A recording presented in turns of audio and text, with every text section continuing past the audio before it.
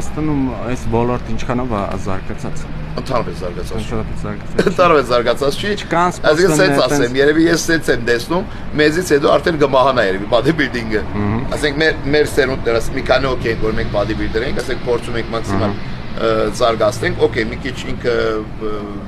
ժողովրդի մոտ մի քիչ սենց շարժվեց, դա պոպուլար դարձավ, բայց սենց ասեմ,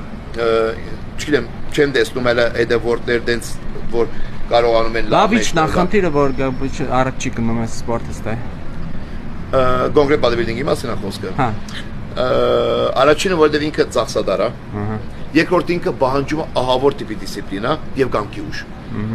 Ու դա ամեն մարդու բան չի։ Այդ կամ բան կարամ ասեմ։ Բաբշեխի են bodybuilding-ները շատ բան կարճ կյանք ունեն գաղիկ։ Դե դա սխալ ինֆորմացիա է, սենց ասեմ ձեզ։ Եթե դարին 4 հատ կամ 5 հատ bodybuilder-ա մերնում, սենց ասեմ, մնացած սպորտերի մեջ ավելի շատ են մերնում։ Bodybuilder-ի դեպքում էլ ասենք, օքեյ, ստերոիդը մի քիչ ավել է, ասենք կամ չգիտեմ, դարին գրուպի սուտկա է, ընդ սենց բան կա, եթե